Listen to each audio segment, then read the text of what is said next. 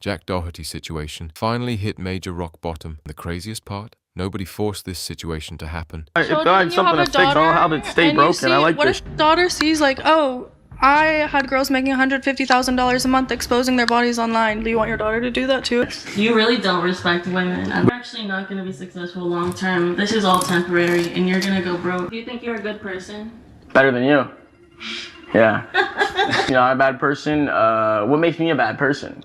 Every time he gets a little intimidated, he starts to talk over. He starts sweating a little bit more. He starts getting louder. He doesn't let you talk.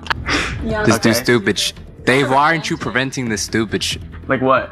Why the f did you crash your McLaren? No one realized that and they judge me for that, where it's just like if you see an actor in a movie kill someone, no one's like, oh, he's a murderer, and like you judge him in real life for what they did on an acting like in a movie, you know? So it's just like if I'm acting in a video and I'm making a little skit, it's like people take that out on me like in real life and have an actual opinion on me. A few days ago, Jack hosted a stream where random people could sit across from him and ask literally anything they wanted. No filters, no topic restrictions, just straight up criticism to his face. And considering Jack has spent years dodging accountability, flexing money every 5 seconds, and farming outrage for clicks, people immediately knew this stream was going to turn into chaos. Now, usually with these kinds of streams, there's always that feeling that everything is controlled behind the scenes. Jack has been accused countless times of scripting moments, staging reactions, and setting himself up to look better in clips. But this time, some of the people confronting him actually brought up topics he's avoided for years. The car crash, the robbery situation involving McKinley, the fake skits, the way he treats people around him. The stream starts off awkward almost instantly. Jack welcomes everyone in, tells them to pass the microphone around, and tries to act relaxed. But within seconds, the energy completely shifts when one girl starts speaking, and Jack immediately tries to dismiss her. He starts making comments about her appearance, and basically implies she shouldn't be talking because she does have content, which is insane coming from him considering his entire business model has revolved around promoting girls online and profiting off their content for years. You know when you talk, but alright, so what brings you guys here today?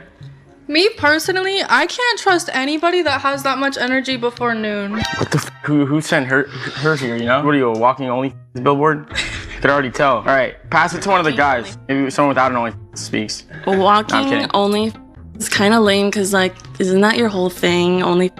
Yeah, but she's not signing me. I don't make money off her, so like, boo. That's what makes the moment so weird. Jack's acting morally above somebody for doing the exact type of content he's built his brand around, and the people there instantly notice the hypocrisy. One of the guests basically calls him out for it directly. They bring up how Jack allegedly signs girls into contracts, profits heavily off their content, and surrounds himself with that entire industry. So hearing him suddenly act judgmental came across unbelievably fake, and honestly, that became the theme of the entire stream. The first major topic was obviously the McLaren crash. One guy asks the most basic question imaginable. Why was Jack streaming while driving? And instead of actually addressing it, Jack instantly tries comparing his crash to the guy's personal accident story. You guys hate me. Let's go one by one. Why you guys hate me? I mean, I've been watching you for a while. You're just young, dumb, and stupid sometimes. Yeah. This dude's stupid Dave, why aren't you preventing this stupid shit? Like what? Why the f did you crash your McLaren? Have you ever crashed your car before? Once, but it wasn't my fault. Why did you crash your car? They rear-ended me from behind. Damn. Yeah. Got a point. Exactly. True. We both have crashed a car. True. So why being a hypocrite? Well, because why the f are you texting and driving? I wasn't. You were streaming and driving. Well, it's true. There we go. Check in the chat. That makes me an equal piece of shit as you. Well, no. You're just young and dumb. Just as young and dumb as you. The problem is those situations were completely different. The other dude said he got rear-ended. Jack, meanwhile, was filmed speeding in bad weather while reading chat on his phone during a live stream. Those are not remotely comparable situations. That's why people got angry at Jack in the first place. It wasn't just, oops, I crashed. People were upset because he was doing multiple reckless things at once while broadcasting it to thousands of viewers. And somehow, instead of admitting that plainly, Jack tries turning it into a, well, you crashed too argument, like he's debating a middle school teacher. But then the conversation moved into the topic that made the entire room uncomfortable. Robbery incident involving McKinley. If you somehow missed that situation... What'd they do? What the fuck? Got robbed? Yeah. Wait, what'd he do? I don't know. Wait, did he take your stuff? I think. What the fuck? No, I said first my bag is to get your fucking bag. He took your purse? I don't know. McKinley, where? Oh my God. Where's the key? Where's the key? I can't say. McKinley. Here's the key. Here's the key. Here's the key. Yo. McKinley was visibly traumatized after being robbed at gunpoint. She was crying, panicking, and repeatedly asking Jack to stop recording. But instead of ending everything immediately, Jack continued filming and streaming parts of the situation. And this is where the people confronting him actually made some strong points. If someone you supposedly care about is begging you to stop filming during one of the worst moments of their life, the normal response is to put the camera down instantly. That when your girlfriend was robbed at gunpoint and she came into your vehicle traumatized, crying, she was literally almost lost her life, or she thought she was gonna die. She was begging you to stop recording, begging you to stop streaming because something traumatic just happened to her, and you decided to keep recording because everything you do is for content. I don't know if you actually have a personality. You do all these stunts and all these things for attention. That's why you have all of this, because you know you got to get the attention, got to get the views. That's the whole thing. That's the whole point, right? Sure. Yeah. Brought you here today. So I just think it shows a lot about your character, that supposedly someone that you married, someone that you cared for, that you would treat them like that.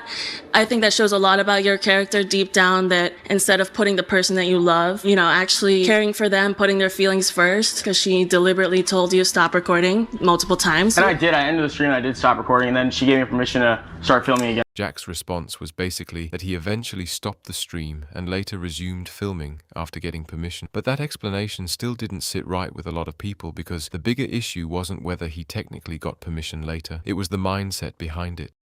Than anything else. And I have a feeling that that also follows through to today. And I did. I ended the stream and I did stop recording, and then she gave me permission to start filming again, so I did. And it's pretty sad that there's so many videos of her crying online because of you, and you let that happen. So I think that's pretty valid reason. And I don't even know you, but that's pretty enough good enough reason, because it shows a lot about your character.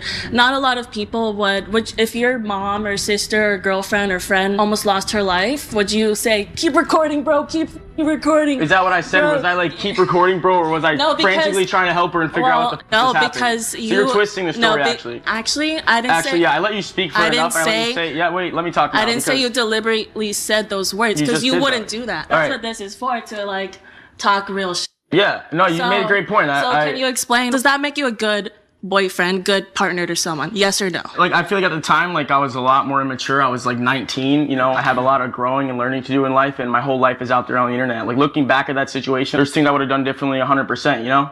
And nobody's perfect, but like, I feel like it's all about what you can like look at that, take from it, and learn from it, you know? Everybody makes mistakes. My mistakes are broadcasted on the internet for everyone to judge me, you know? No one sees me off camera, how I am with people around me, and there's a content side of things, and it's like we're all locked in on that. We live stream 12 hours a day at the time. It's like everyone... The fact that content was even still being considered during a traumatic situation is what disturbed viewers, and honestly, that criticism is completely understandable, because throughout the stream, Jack kept saying things like, I was immature, or I was only 19, which is fair to a certain extent. People absolutely can grow. Nobody is frozen as the same person forever. But what frustrated viewers was that almost every apology came packaged with an excuse immediately afterward. She didn't want that. You told her. But then why is she posting about it? You told her, you're going to be so happy when this goes viral tomorrow morning. We're going to make money off of this. You said something like that. And that just shows your mentality. And like, if you're honestly, genuinely sorry right now, I would be shocked, but I'm not convinced.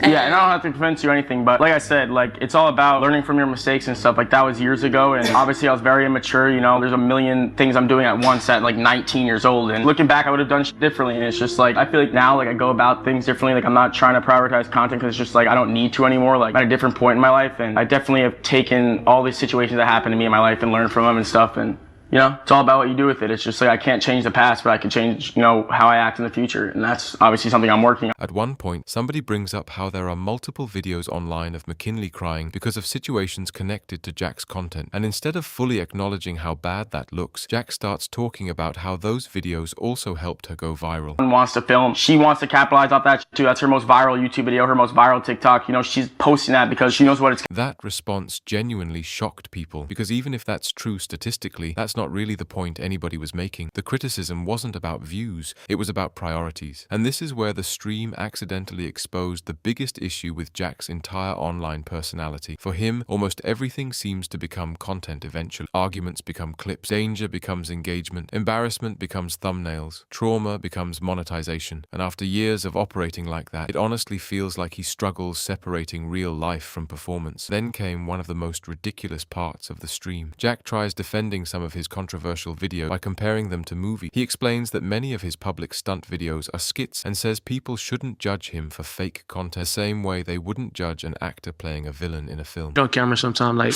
with people to make your security, you know, shit like that. Some of those videos are skits though, and a lot of people like don't understand that. Especially those ones where I'm like walking like this, those are all skits, and like no one realized that and they judge me for that, where it's just like if you see an actor in a movie kill someone, no one's like, oh, he's a murderer, and like you judge him in real life for what they did on an acting like in a movie, you know? So it's just like if I'm acting in a video and I'm making a little skit, it's like people take that out on me like in real life and have an actual opinion on me on something that's not even real. Is like laughable to me at that point, because it's just like they're just judging something that never even happened. That's not even real. Wait, so was the incident like with the robbery, was that a skit too? No, I got robbed. No. I'm talking about like with your girlfriend, like on the bus, like she got. That was real too, yeah. That was real? Yeah. There's like real shit that happens too, but it's just like that's my life, and I film everything that happens in my life. And that's why I'm here today. That's why everyone else around me got to where they're at. Now, in theory, that argument sounds decent. The problem is that movies are clearly fictional. Jack's content exists in the weird world of IRL live streaming, where audiences genuinely cannot tell what's real and what's fake anymore. When you mix staged clips with actual dangerous situations, people naturally stop knowing where the line is. That confusion is literally part of his content strategy. So acting shocked that audiences react emotionally to his videos feels completely dishonest. Another guest asks a really important question during the stream. They ask whether Jack thinks his content influences younger viewers negatively. Because let's be honest, a massive part of his audience is kids. And when kids see someone getting rich from reckless stunt, public harassment, fake flexing, and non-stop chaos, some of them are obviously going to imitate it. Jack responds with another movie comparison, basically arguing that violent movies don't get banned just because someone copies them in real life. Doherty's like the 12, 13-year-olds, they're trying to do the same thing you're doing, like stunts and pranks and all of that. And you know, if they like get themselves into trouble, get hurt or arrested or whatever, and you see that, like, would that make you want to change your content if you see so many kids are getting in trouble because of that, or would that not matter to you? Like, let's say kids go into like a mall or something, and you know how you did like the thing where you're walking and bumping people. Yeah, that's a skit. Like, let's say they don't think it's a skit, but they're like, oh, let's do it for real. And so let's say like in a movie, someone shoots someone, they're like, the kid believes it's real, and then he ends up killing someone. You think that they should stop all movies because there's violence in a movie and someone replicated it? Fair enough. Yeah. Gotcha. Do you think you're glorifying only? I wouldn't say I'm glorifying it, but like you do only. So what the f are you talking about? I don't agree with what I do necessarily. So stop doing it. Who's forcing you to do it? I want to do it. Like, you want to make content, to make money, to have a big... Kids get inspired 10, and while there's technically logic there, it still ignores the reality that live stream creators operate differently than fictional entertainment. Jack's content is intentionally designed to feel real and immediate. That's literally why audiences watch it. Then the conversation completely derails. One girl starts asking extremely aggressive questions about his future, his relationships, and whether he respects women. Some of her points were fair at first, but eventually it became obvious she was trying more to provoke him than actually have a conversation. And honestly, Jack realized that immediately. You could literally see him switch into content mode. Instead of answering seriously, he starts rage baiting her on purpose, giving sarcastic replies, interrupting constantly, making childish insults, throwing random jokes into the discussion. Content you've ever made has affected your family or people you love in bad ways? I don't think anything affects them. Like, I've been doing this since I was like 10 years old, so like it's pretty normal to them. It's like more normal to them than it isn't, so they're just like used to everything happening in my life, you know? Do you ever feel like you disappointed them by doing anything? Maybe some things, you know. Obviously, I'm not proud of everything I've done. Yeah, I don't know. I try not to think like that, but I hope not. Do you think you're a good person? Better than you.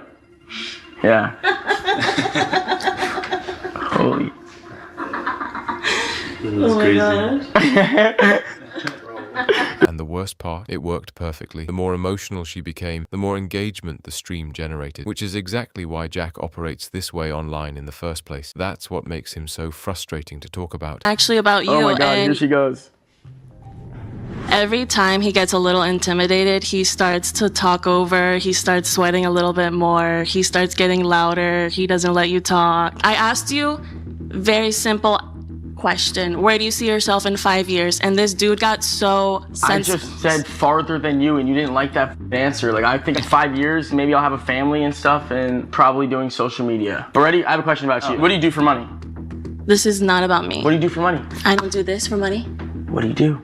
I bet you I guess no one would probably pay you to yeah, never mind. But yeah, what do you do for money? That was such a good one. What do you do for money though? Real Hold on. Hello? Fake phone call. It's your mom. Because underneath all the arrogance and stupidity, he actually understands internet attention extremely well. He knows outrage spreads faster than respect. He knows people clip arguments more than normal conversations. He knows hate watchers still count as viewers, and he's built an empire off that formula. Later in the stream, she asks him where he sees himself in 5 years. It really is. So like, where are you gonna be in 5 years? Farther than you. Do you actually have like real answers to anything, bro? I'm being honest. Where are you gonna be in 5 years? Waiting for the next Craigslist ad to be on Jack. And instead of giving an actual answer, he immediately responds with farther than you. That single moment basically summarized the entire stream. Every criticism turned into competition. Every discussion became ego, but the craziest part is yet to come when a girl asks a very serious question about his future kids. Because we see the value in it. But how do you think you're gonna fix that in the future when What the f do I have to fix? But like I think for your children,